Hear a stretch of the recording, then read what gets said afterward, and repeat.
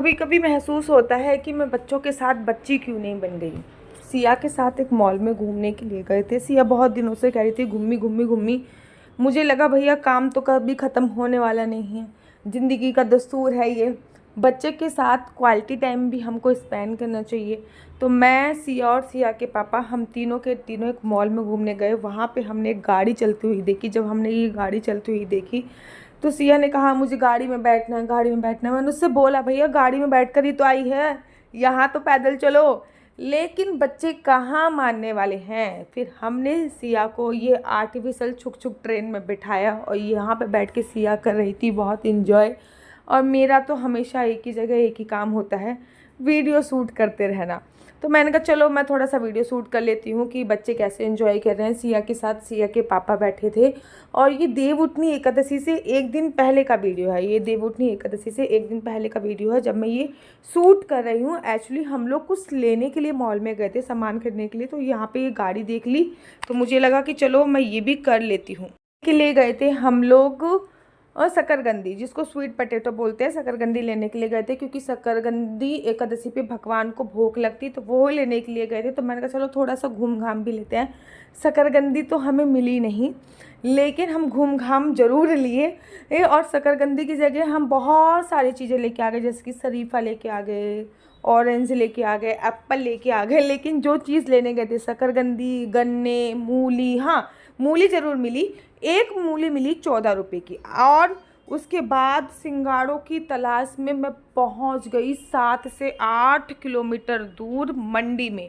सब्जियां बिकती हैं, वहाँ पे जाके पता करा सिंगाड़े नहीं थे। घर के नीचे जो भी मार्केट है, पता करा सिंगाड़े नहीं। कम से कम 10-15 दुकानों में पता करने के बाद मंडी में पहुँचे। पूरी मंडी में, मतलब मेरे घर से 8 किलोमीटर दूर मंडी थी।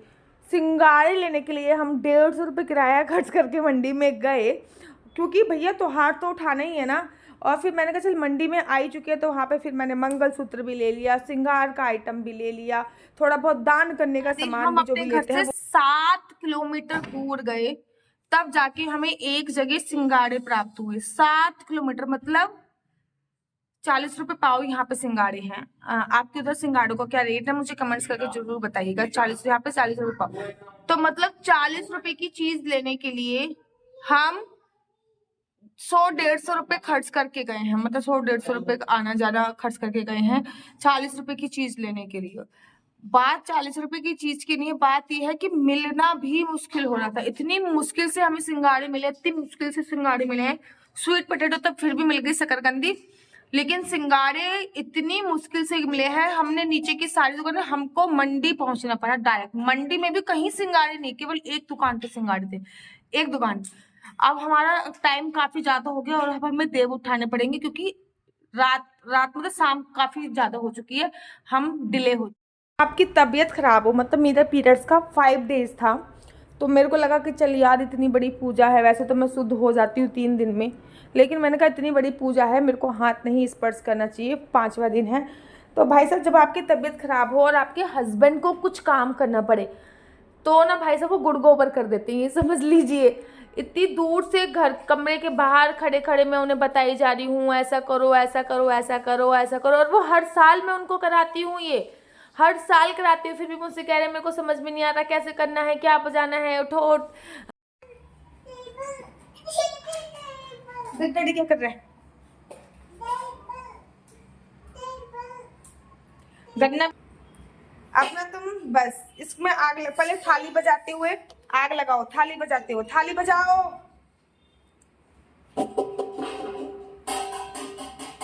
ऐसे बजाओ बाबू, देखो ऐसे।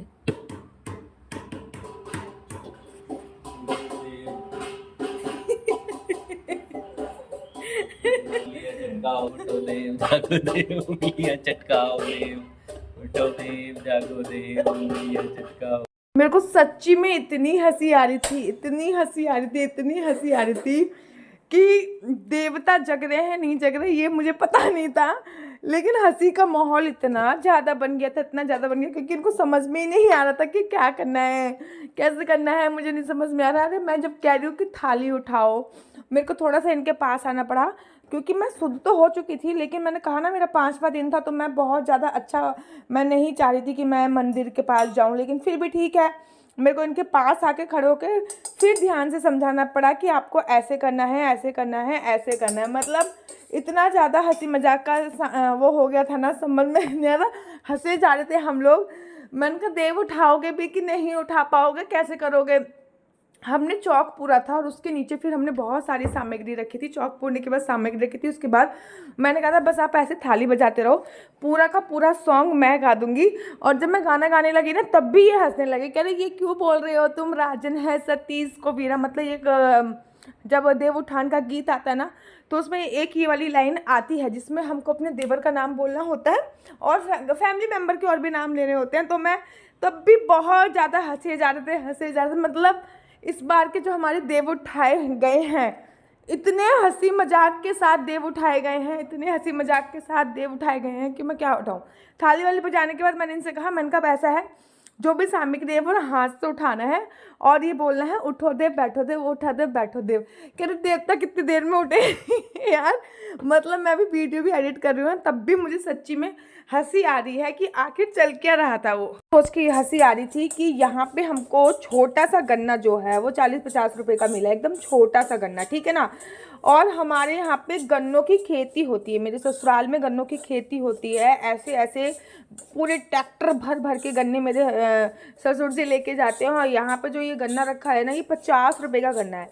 ये सोच के मुझे हंसी आ रही थी। हमारे यहाँ पे जो देव उठाए जाते हैं उसमें मूली कंपलसरी होती है। तो यूपी में वृंदावन, श्रीधाम वृंदावन में मूली का जो रेट है 14 रुपये किलो मूली है, और 14-15 रुपये किलो। और मंडी में अगर श्रीधाम थोड़ा सा मंडी में चले जाओ तो वहाँ पे 10 रुपये किलो मूली मिल जाएगी। यहाँ पे मुझे 14 रुपये की एक मूली मिली है, 14 रुपये की एक मूली मैं लेके आई हूँ। यहाँ पे सिंगाड़े मिले हमें 40 रुपये पाव, और शकरकंदी जिसको स्वीट पोटैटो बोलते हैं वो मूली मुझे 80 रुपये पाव।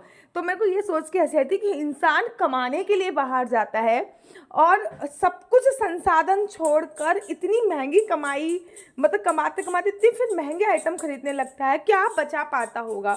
फाइनली देव उठाए और फिर मैं उनको पीछे से बता रही थी कि अब आपको ऐसे करना है, ऐसे करना है, ऐसे करना है, ऐसे करना है। तो अब जब भी आप इन्वॉल्व ना हो ना पूजा में, तो फिर आप बहुत अच्छी पूजा की वो मत समझिए कि बहुत अच्छी तरीके से पूजा हो जाएगी। लेकिन जैसे भी हो रही थी, नथिंग टू समथिंग, कुछ नहीं से कुछ तो सही हो रही थी। तो फाइनली इन्होंने जैसे भी करा, फाइनली देव उठाए और वहाँ पे हमारी सिया रानी अपने अलग ही मज़े लेने में लग रही थी। अलग ही उसके मज़े ही अपने अलग होते हैं। अभी दिखाती हूँ। वो बहुत ज़्यादा पीने के बाद ना देवताओं को भोग समर्पित किया जाता है। तो वो गाय का एक उपला जलाया जाता है, जिससे कहते हैं ना अग्यारी से भोग समर्पित करना। तो अग्यारी से हम लोग भोग समर्पित कर रहे थे। मैं क्या समर्पित कर रही थी, केवल और केवल मेरे हस्बैंड कर रहे थे ये पूजा। क्योंकि ना बात ये है कि इसी दिन तुलसी पूजा भी होती है। मैंने तुलसी पूजा नहीं करी, रीज़न मैं पूर्णमासी पे करूँगी क्योंकि मैं बहुत ज़्यादा तरीके से क्लीन नहीं थी, इसी वजह से मैंने तुलसी पूजा नहीं करी। क्योंकि तुलसी पूजा में ना बहुत सारा काम झाम होता है। देव उठाने में लिए तो बहुत थोड़ा सा काम झाम की आवश्यकता होती है, लेकिन तुलसी पूजा के लिए बहुत सारे काम झाम की आवश्यकता होती है। जब देव उठाते वक्त इनको इतनी परेशानियों का सामना करना पड़ा, तो सोचो तुलसी पूजा में पता नहीं कैसे ही करते। अच्छा हुआ मैंने तुलसी पूजा का डिसीजन जो था वो कैंसिल कर दिया। था कि अच्छा हुआ मैंने तुलसी पूजा का डिसीजन जो है वो कैंसिल कर दिया। अब मैं पूर्णमासी से बहुत अच्छी तरीके से तुलसी मैया को सजाऊंगी, तुलसी मैया को डेकोरेट करूंगी, तुलसी मैया का विवाह जो है वो पूर्णमासी पे कराऊंगी। तो इस प्रकार से सारी सामग्री डाली गई, देवताओं को समर्पित करी गई और देवता उठाए गए। तो आप लोगों ने देवता कैसे उठाए मुझे कमेंट्स करके ज़रूर और ज़रूर बताइएगा। और मैंने कहा ना हमारी सिया का अपना एक अलग ही काम चलता रहता है। तो मैं बताती हूँ सिया क्या कर रही थी। सिया कुछ ना कुछ काम करती रहती है। ये देखो, तो उन्होंने मुझसे बोला इसी बीच में कि बात ये है ना कि सब कुछ तो ठीक है, लेकिन ना मेरे से ना गन्ना मतलब जिसे कहते हैं गन्ने का रस नहीं निकल पा रहा है, जो मैं देवताओं को भोग कैसे लगाऊं। तो फिर जिससे हम लोग अदरक कूटते हैं, मैं वो कूटने वाला लेके आई ताकि गन्ने के रस का भोग जो है वो देवताओं को समर्पित किया जाए। उसके बाद देवताओं को जल समर्पित किया जाता है और ये वाला गाना स्पेशल गाया जाता है, पानी का भोग लगाओ देव, गन्ने का भोग लगाओ देव। खैर वो सब तो आप लोगों को पता ही होगा, अगर आपके घर पे भी देवता उठाए जाते हैं तो ये सब चीज़ें तो आपको पता है। फिर मेरे हस्बैंड ने उनको प्रणाम करा और प्रणाम करने के बाद फिर मत्था टेका। इस प्रकार से हमारी देव उठने की जो पूजा है, जो देव उठनी एकादशी पर ही कंप्लीट करी जाती है। फाइनली देव उठने की पूजा अर्चना वंदना देव उठनी एकादशी पे कंप्लीट करी गई। और सिया देखो वो अपना अलग ही सिया का काम चलता रहता है। आरती करते आरती। आज से हमारे घर पे देव उठान की पूजा बहुत हंसी मजाक के साथ संपन्न हुई। देखो हंसी मजाक तो अपनी एक अलग जगह है, लेकिन इतनी दूर रह के घर से, और मेरे को ये लगता है कि अच्छी खासी क्वालिफिकेशन लेकर भी अगर आप ये सब चीज़ें कर रहे हो तो बहुत अच्छी बात है, ठीक है ना। लोग गांव में पैदा होते हैं और गांव में पैदा होने के बावजूद भी ये सब नहीं करते हैं, ठीक है ना। बहुत सारे आप शहर में पैदा हुए, शहर में पैदा होके और इतनी बड़ी कंट्री में आके आप रह रहे हो, लेकिन फिर भी अपने संस्कृति और कल्चर से जुड़े हो। ये अपने आप में बहुत विशेष और इम्पोर्टेंट बात होती है कि अपने देश, अपनी संस्कृति, अपने कल्चर से हमेशा जुड़े रहो। तो आशा करती हूँ आपको मेरी वीडियो अच्छी लगती होगी। अगर आपको मेरी वीडियो अच्छी लगती है तो आप अपना YouTube channel Mr and Mrs Chauhan को लाइक शेयर सब्सक्राइब करना बिल्कुल भी मत भूलिए। तब तक के लिए मुझे दीजिए इजाज़त। राधे राधे, हरे कृष्णा, हरि बोल।